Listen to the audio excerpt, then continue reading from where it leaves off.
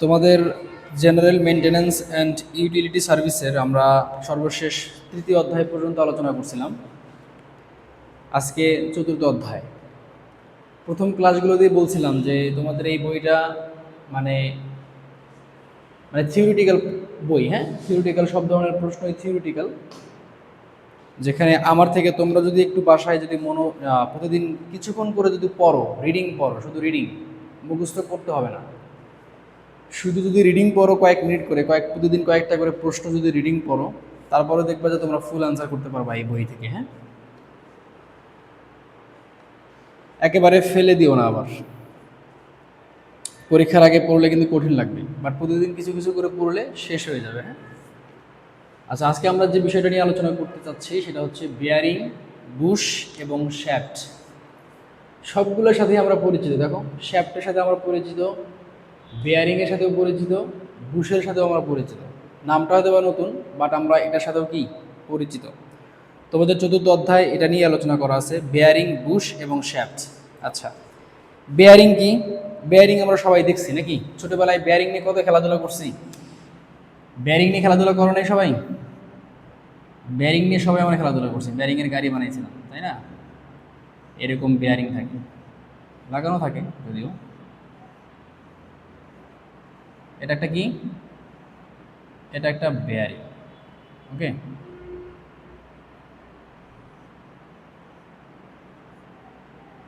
এটা একটা bearing. Bearing কি হয়?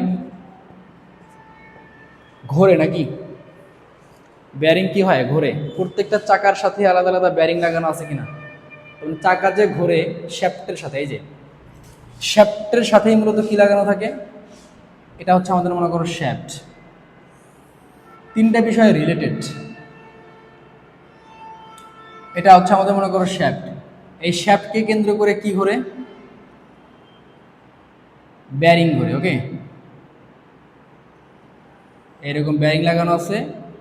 এই বেয়ারিংগুলো কি করে? বেয়ারিংগুলো ঘুরতে থাকে। বেয়ারিংগুলো এখানে লাগানো থাকে, যদিও এরকম লাগানো থাকে। হ্যাঁ,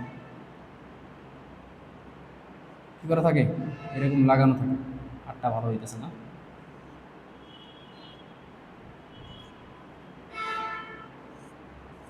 এরকম বেয়ারিং কী করা থাকে? শ্যাফটের সাথে লাগানো থাকে, এবং এই বেয়ারিংয়ের পাশে লাগানো থাকে হচ্ছে কি, বড় চাকা লাগানো থাকে নাকি? এরকম চাকা লাগানো থাকে। কি লাগানো থাকে? চাকা লাগানো থাকে। চাকা লাগানো থাকে। যখন আমাদের এই চাকাটা ঘোরে, বেয়ারিংও ঘোরে নাকি? চাকাও ঘোরে, বেয়ারিংও ঘুরতে থাকে। আচ্ছা, বেয়ারিং এখানে তোমাদের বইয়ে সংজ্ঞা কি বলছে দেখো। বেয়ারিং একটি ভার বহনকারী যান্ত্রিক উপাদান যা ঘূর্ণন বা রৈখিক আন্দোলন করতে ব্যবহৃত হয়। বেয়ারিং একটি ভার বহনকারী, ভার বহন করতেছে না? চাকার ভার বহন করতেছে, পুরা শ্যাফটের ভার বহন করতেছে, গাড়িরও ভার বহন করতেছে। চাকার ভার বহন করতেছে। চাকা যখন মাটির উপরে চলতেছে, এই ভরটা কার উপর পড়তেছে? বেয়ারিংয়ের উপর পড়তেছে না? ভার বহনকারী যান্ত্রিক উপাদান যা ঘূর্ণন বা রৈখিক, ঘূর্ণন বা রৈখিক, মোটামুটি কী করে? এটা ঘোরে, ঘুরে ঘুরে কী করে? সে গতি সঞ্চার করে নাকি? এটা হচ্ছে বেয়ারিং। আচ্ছা, বেয়ারিংয়ের কাজ কী দিছে দেখো। ঘূর্ণনের সময় বল হ্রাস করে ক্ষয়ীয় ও রেডিয়াল লোড বহন করতে সাহায্য করে। লোড বহন করতে কি করে? সাহায্য করে। ধরো হচ্ছে একটা বস্তা, একটা বস্তাকে যদি তুমি টেনে নিয়ে যাও, যে পরিশ্রমটা হবে, নিচে যদি একটা যদি চাকার মাধ্যমে যদি একটা ব্যারিং লাগানো হয়, এরকম চাকার মাধ্যমে যদি ব্যারিং লাগানো হয়, তাহলে নিয়ে যাওয়া কি হয়? সহজ হয় না? এই আচ্ছা, ব্যারিং। তারপর হচ্ছে বুশ। বুশ বিষয়টা কি দেখো। বুশটা হচ্ছে, বুশ একটি বুশিং বা স্লিভ বেয়ারিং নামে পরিচিত। বুশটা ওয়ান কাইন্ড অফ বেয়ারিং। দেখো, এটা রোলিং উপাদান ছাড়াই এক ধরনের বেয়ারিং। বস্তুত এটি একটি নলাকার ধাতব হাতা নিয়ে গঠিত, যা একটি শ্যাফটের জন্য একটি স্লাইডিং পৃষ্ঠ হিসাবে কাজ করে। এই যে শ্যাফটটা ধরো আমাদের ঘুরবে, এই শ্যাফটটাও যদি ঘুরাই আমরা, তাহলে শ্যাফটের উপরে এরকম পৃষ্ঠ দিয়ে এরকমভাবে আমাদের বুশিং লাগানো থাকে, পৃষ্ঠ দিয়ে বুশিং লাগানো থাকে, যার ভিতরে শ্যাফটটা ঘোরে। বাট এখানে বেয়ারিংয়ের মতো কাজ করে না, বাট বেয়ারিংয়ের মতো কাজ করে না বলতে বেয়ারিং না, বাট বেয়ারিংয়ের মতোই কাজ করে। এটা হচ্ছে আমাদের কি বুশ।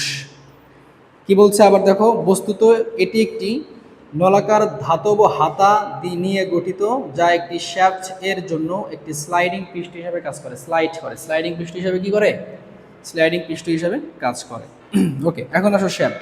শ্যাফট তো আমরা বললাম, এই যে শ্যাফট, ধরো দুই দিকে যদি দুইটা চাকা লাগানো থাকে, কার সাপেক্ষে লাগানো থাকে?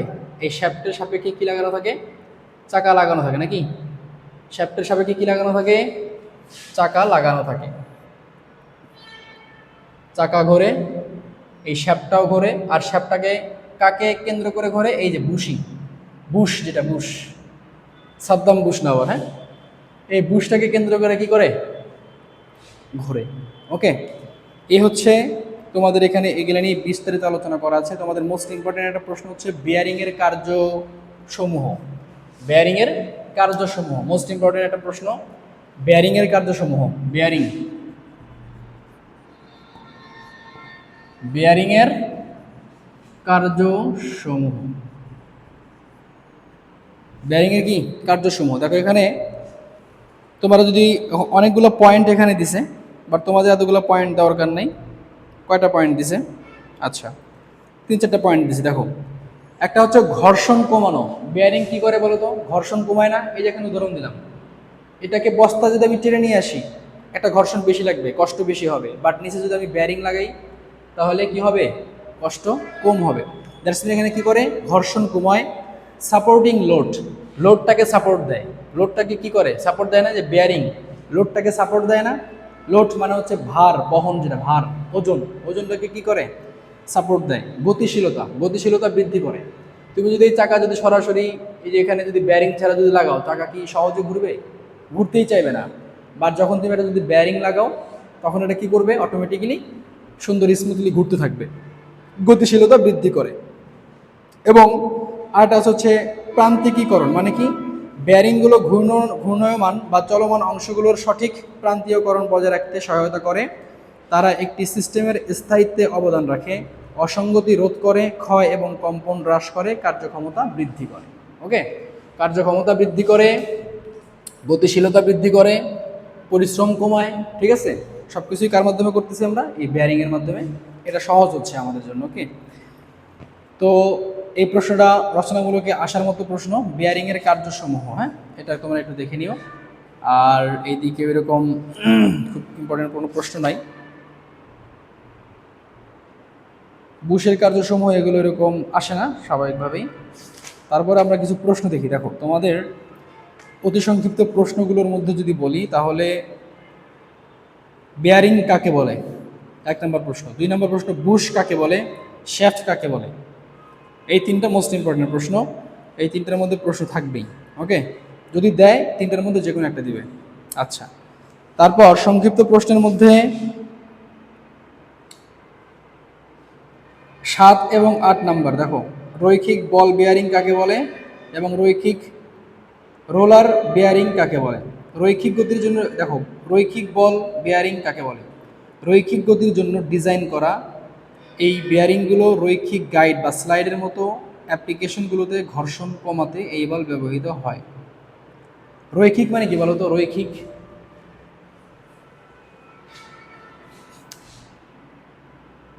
রৈখিক রৈখিক গতি, সোজা গতি। ওকে, আচ্ছা, তারপর এখানে তোমাদের রচনামূলকে যেটা বললাম, এই যে বেয়ারিংয়ের কার্যসমূহ আলোচনা করো। 1 নম্বর প্রশ্ন মোস্ট ইম্পর্টেন্ট। এটা প্রশ্ন মিড টার্ম এবং ফাইনালের জন্য ইম্পর্টেন্ট। ওকে, মিড টার্মে হয়তো এটাই আসবে। বেয়ারিংয়ের কার্যসমূহ আলোচনা করো। আর একটা বিষয়, কেন বেয়ারিং অকেজো হয়? দেখো তো, আমরা একটু দেখে আসি কেন বেয়ারিং অকেজো হয়। দেখো, বেয়ারিং অকেজো হওয়ার কারণ কি কি কারণ দিছে?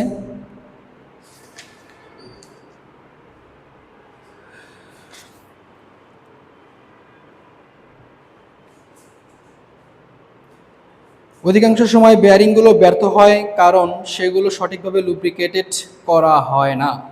হয় পর্যাপ্ত লুব্রিকেন্ট করা হয় না, অথবা ভুল লুব্রিকেন্ট বা অত্যাধিক তাপমাত্রা লুব্রিকেন্টের গুণগত মানের অবনতি ঘটায়। আচ্ছা, বেয়ারিং আমরা দেখছি, বেয়ারিংকে যদি আমরা ফেলে রাখি দেখবো যেখানে জং ধরে কিনা, জং ধরে না। বেয়ারিং ফেলে রাখলে কি হয়, জং ধরে। আবার ধরো হচ্ছে একটা বেয়ারিং অনেক দিন থেকে চলতেছে, এখানে যদি আমরা পিচ্ছিল কারো কোনো পদার্থ না দিই, যেটা লুব্রিকেন্ট বলা হয়, গ্রিস বলা হয়, গ্রিস হতে পারে, পোড়া মোবিল আমরা দিই, হ্যাঁ পোড়া মোবিল বা গ্রিস এই সমস্ত দিয়ে আমরা কি করি, এটাকে আমরা লুব্রিকেন্ট করি, মানে হচ্ছে এটা পিচ্ছিল করি। কারণ পিচ্ছিল না করলে কি হবে, এটা ঘুরবে না, স্মুথলি ঘুরতে চাইবে না, যার কারণে আমাদের লুব্রিকেন্ট ইউজ করতে হয়। আবার যদি আমরা বেয়ারিংটাকে ফেলে রাখি তাহলে প্রবলেম কি হবে, জং ধরে যাবে, আর জং ধরে গেলে কি হবে না, ঘুরতে চাইবে না। তো স্বাভাবিকভাবেই বেয়ারিং অকেজো হওয়ার কারণ অলমোস্ট এই দুইটাই। ওকে, লুব্রিকেন্ট সঠিকভাবে ইউজ না করা, আর এটা হচ্ছে বেয়ারিংকে ফেলে রাখা। ওকে, এই হচ্ছে মোটামুটি তোমাদের এখানে মোস্ট ইম্পর্টেন্ট, আর এরকম কোনো কিছু আলোচনা করা নাই। আর প্রশ্ন যেগুলো বললাম সংক্ষিপ্ত সংক্ষিপ্ত রচনামূলক, এই কয়টা পড়লেই হয়ে যাবে। হ্যাঁ, তো এই ছিল তোমাদের মোটামুটি 4 নম্বর অধ্যায়। নেক্সট আমরা 5 নম্বর অধ্যায় আলোচনা করবো ইনশাআল্লাহ।